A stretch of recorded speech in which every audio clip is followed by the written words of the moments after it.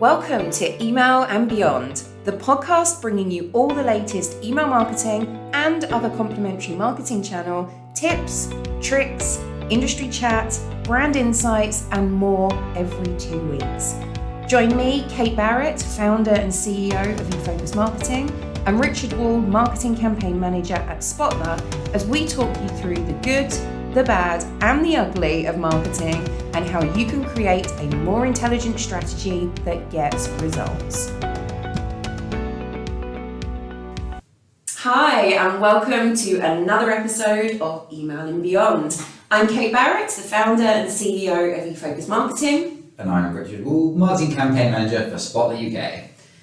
So, Rich, today we're gonna literally go to email and beyond. Lovely. So we're gonna connect email with two of its best friends, SMS or WhatsApp, of course, either one, and add retargeting as well. So let's talk about how we can connect those together as automated besties that want to hang out with each other and help each other. So I think, let's start from your side, from a B2B side. Do you see these channels being used in B2B? Do you see them being used together? What's kind of the view from that side? And then we'll talk about B2C after. Yeah, so SMS, outbound, I don't really see it. We used to use it quite heavily for live events. Okay. For like hour before to hour before, because we tend to host them sort of central London, central Manchester, to hubs that people can get to easily. So if someone's at their desk checking email and see they've signed on to a seminar in an hour, then they're not coming. Yeah. So SMS is a much better way to reach them, it's just a quick reminder. And because it's evolved so much, you can then embed a Google Maps, other maps are available, link or an address in there, help them find a way to get them meeting there. And the reason that works, like people are comfortable with, I signed up for this is about something I deliberately signed up for. Marketing SMSs, I instinctively feel quite uncomfortable with. I treat my phone as completely separate from working. I don't keep my work email on my phone. I go through on the in-browser thing. So I can get work stuff done through my phone if I'm out and about at expos, going out interviewing people for this podcast, whatever else it happens to be. But that's a backup option at best. I don't really want work bleeding into my phone. Do you know what, actually that reminds me, I think over the last few weeks I've gotten maybe 2 or 3 unsolicited WhatsApps. So which I think is actually even worse than an SMS, I think, because of how, we use the apps nowadays, right? So I mostly use WhatsApp to talk to my friends and my family. Yes, and when I've got a recruiter, bearing in mind, so I own eFocus Marketing, and I've got a recruiter reaching out to me through WhatsApp, unsolicited, saying, oh, hey, would you be interested in this job role? No. For me, that's an immediate block. I think that there's a difference between email gets you directly into someone's inbox, which is a very personal space, but they can choose when to go into that space and how to manage it. When you're sending an SMS or a WhatsApp, it's going to ping up on your phone. It's going to give you a notification. It's right there, and it is such a personal environment because of how we use those channels. And I think what you said at the beginning was really critical. It's the different uses of the different channels that you need to be aware of. So using SMS and WhatsApp for cold outreach sales, which is effectively what this recruiter was doing from a B2B side, that was, didn't feel good. It felt really icky.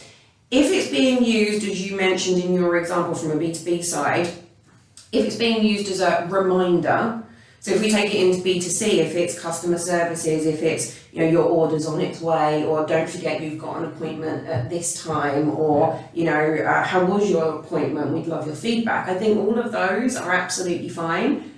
With sporadically putting in kind of sales call outs, information. So we were working with a B2C brand recently who've just started to implement SMS into their strategy. WhatsApp is a lot harder to implement because you need templates that are approved by WhatsApp and everything before you can actually launch it. So there's some more pre-work in that. But SMS you can get started with quite quickly. And, we were kind of saying to them, and they started doing some testing, and they found exactly that the customer service element, the helpful, reassuring, supportive side, perfect. If they went too hard with sales messages, they didn't get a response from it, and they started to get the opt-outs from it as well. So my advice to them was, if you've got key sales that are coming up, any B2C brand will have key sales periods, Black Friday, for example. Okay, send an SMS to say, Black Friday sales are now open, but don't be sending them an SMS every hour or every day throughout Black Friday weekend, saying, don't forget to come and buy your Black Friday offers. That's just not going to work through SMS. Whereas you might be able to get away with one as the opening SMS, sale is now on, and then maybe one towards the end, saying don't miss out, final day to save. You might be able to get away with that. But again, I think as we've talked about and we'll talk about in other podcasts as well, each channel should be used in a way that maximizes that channel's benefits, opportunities, how customers can interact with it. And I think one of the biggest benefits of all of these different channels is using them together, using them in conjunction. It might be, let's go old school and throw in direct mail as well, but it might be, you send out an email saying, let's say if you're B2C and you send out a catalogue, for example, look out, a catalogue's going to drop on your doorstep in the next couple of days. Then you obviously send that DM piece, the catalogue goes out. Then maybe you follow up with an SMS saying, hey, did you receive it? If you didn't, let us know. But if you did, there you go. Yeah, there you go, yeah. And then maybe you take your ad retargeting. So anyone you sent that catalogue out to, that segment of your audience gets retargeted on Facebook ads or on PPC ads.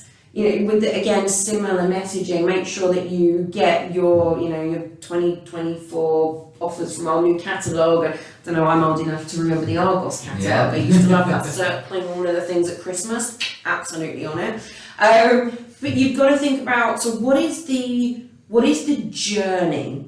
How do these channels sit within that journey? So you might have email, DM piece, SMS, email, like in that series, you've got to think about, and then with the ad retargeting over the top of it, how does it sit within the messaging? What is the messaging you're putting out on each of the channels? Making sure that you've got that combined messaging so that you're not saying, 10% off, and you're talking about that on SMS, but you're talking about 20% off on your email messages, and you're talking about 5% off on your ad retargeting.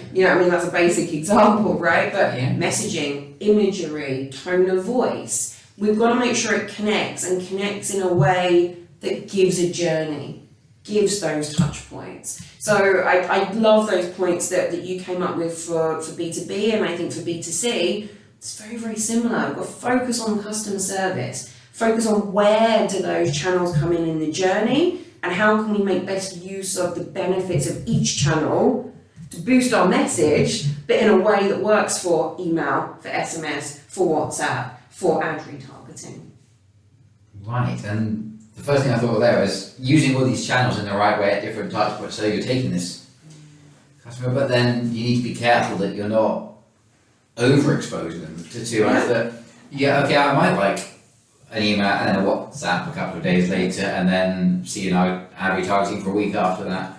But if you're trying to get me on every single one of these every single time, and if you're in a particularly a business with a really short sales, consumer good, they're called fast moving consumer goods, aren't they? So you say that you need to buy cereal every week, but if Kellogg's are targeting me 16 different ways 3 times a day, I'm going to stop buying them largely out of spite, if nothing else. Yeah. So how do brands take that balance? It's very easy, I think, to consider each channel separately and not realise how often you're showing your brand to these people that actually don't need to see it that often. Yeah, and I think that comes down to understanding your audience, understanding your segmentation, but also understanding why you're doing what you're doing. Are you focusing on acquisition or retention? What is that end goal you're trying to drive them towards? And then you can pick the most appropriate channels. But this is where it's so important, because there is no one right answer, by the way, unfortunately, as with everything, there is no one right answer. But what I would say is having a BAU, email manual send plan that connects in with these other channels is really important to see what's happening in advance. Because if you're doing it day by day, week by week, and then you're not recording it, how do you know when you last sent an SMS or to that audience, especially if you're getting into segmentation? Having a plan, really important. And then for your automated strategies, having a plan from that side as well. So understanding the hierarchy of those automated campaigns. If this one is triggered, this one stops. What is that hierarchy? Because when you've got one automation, it's all very well, but when you've got 100 of them, they're tripping over each other. Exactly, so you've got to understand that. So it's the planning of the hierarchy, but there's also planning of those individual elements within it as well. It's like I said, it's finding within that strategy when is the right time for SMS. And again, or for any of the channels, that might be data driven, and that means that you've got to try it, do something and test it before you can get that data back to tell you what's worked and what hasn't worked. Testing is really, really critical to that. But having that oversight and overview of this is where we're planning to use them in this way. SMS is going to be used for customer service. Email is going to be used to back up that journey and drive them through. Ad retargeting is going to be used for this.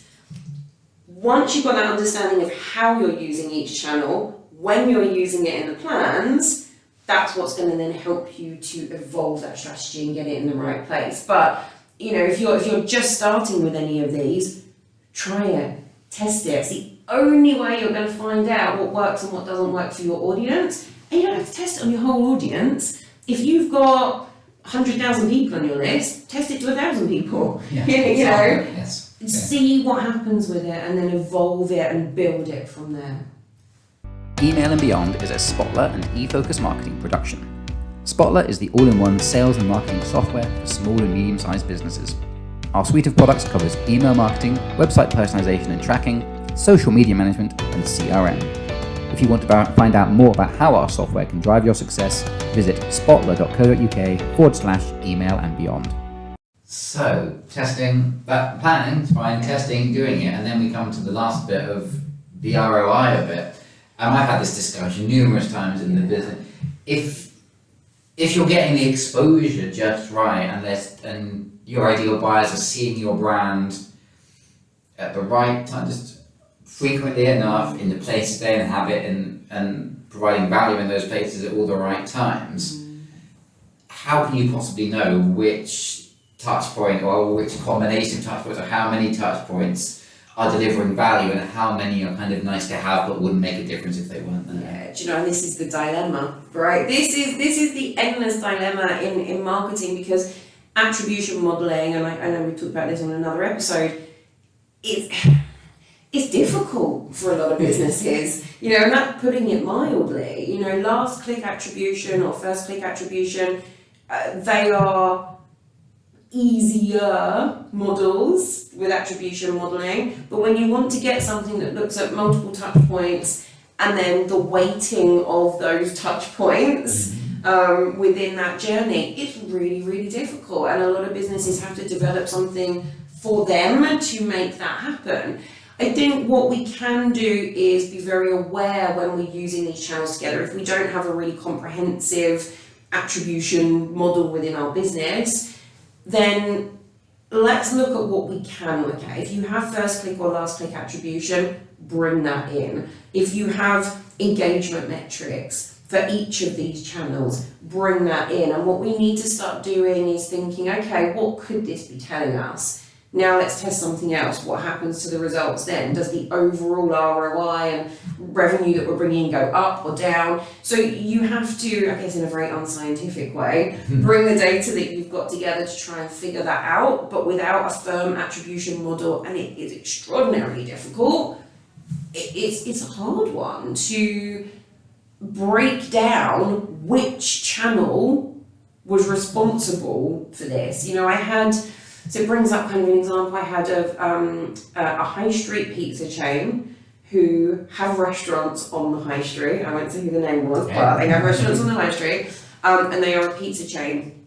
Now they have two departments within them. They have the in-store restaurant marketing, and they have online ordering your deliveries, you know, that kind of thing. Now, what happened was the in-store team was sending out emails saying, you know, come along to whatever location and you know, get your pizza and whatever, or you can eat for however much or whatever it might be. And because they were driving people in store, unless they put like a voucher code in there or something that they could then track when they paid, they had no way of knowing how many people who saw that email actually then went into store. Wow. Because there was no tracking behind it. So what happened was, I think somebody in the business went, oh, well, we can't track this, we don't know how it's working, stop sending email. I know, right? Yeah. Stop sending email. And they holistically saw across the board their store sales or their restaurant sales went down. But because there was no specific attribution, somebody higher up went, no, we need to stop doing that. And it had that holistic impact on what was happening. They couldn't have seen it was going to happen. Yeah, exactly. Just because you don't have stats on something doesn't mean it's not having an impact. You know, that email alongside that SMS, alongside ad retargeting, it might have been that the last click was coming through from an ad on Facebook, but actually the last 6 emails that you sent them have been priming them and warming them up. So we can't forget about that impact, that kind of overall impact that each channel has on the other. So my follow-up question from that is, we're the pizza restaurant again. Okay. Won't say which one, just in case it's the same I like one. But, pizza. you know. Yeah. So there's a pizza restaurant that my wife and I have been to plenty of times, and we discovered they started doing delivery. And the thought process was, oh, we like going to their restaurant, we like their food, we'll try their delivery. A brand new place that we've never been to, we've been more hesitant about trying it. And my brain is just spinning immediately, thinking of how would you legally track that capture? Because I would pay with the same card both times. I would imagine you're not allowed to use that data for targeting purposes in the B2C content. But I mean, unless somebody signs up for an account or has a loyalty card, I mean, why do you think Marks and Spencer's brought out the M&S Sparks card, or Tesco's brought out, you know, club card points, or Nectar joined with all those businesses? It's the data behind it. It's not actually the loyalty bit that's the big draw for them as a business. It's how can we use this data to better understand our customers to drive loyalty, not just giving them loyalty points. So unless somebody signs up through that, and this is an internal problem for businesses who have, you know, in-store or high street presence versus online. You know, again, I was with a client a week or two ago, and they were questioning, and what the teams do in-store, completely different from what they do online. It's like we learned, we had a workshop session with them, and we learned that the in-store teams had personas that their sales teams could target and go, okay, so that's a newbie, or that's an intermediate, or that's an advanced, or whatever it might be for that store. They had that in their in-store teams for them to be able to better communicate with their customers. Didn't have that online. I know, right? But and so this is the thing, again, it's that connection between, it doesn't matter what channel it is, you've got to connect it together, because in the eyes of the customer, it's all the same. It's one thing. All the same. So we've got to have that understanding, and I think that is the critical element to making any channel besties with each other, is understand the holistic impact of each channel, even if you can't see those direct results. Understand your audience and how they're interacting with it, and how they would like to be treated through each channel, and then create that combination. There's also a thing of that's why the branding matters, because a company's not going to see that your PPC ads are quite created from a different team to your in-store banners, are And they? they don't care. No, why would they? That's They fair just enough. don't care. So it's, fitting the right channels to the right person at the right stage in the customer journey, and having that overall awareness that is kind of my key that I'd like to leave you all with today. There we go. Wonderful place to wrap it up. There we go. Fabulous. Thank you so much, everyone. Hopefully that's been helpful. Let us know if you have any questions, and we'll see you on the next episode of Email and Beyond. If you liked this episode, please follow us on YouTube and subscribe through iTunes or wherever you listen to your podcasts.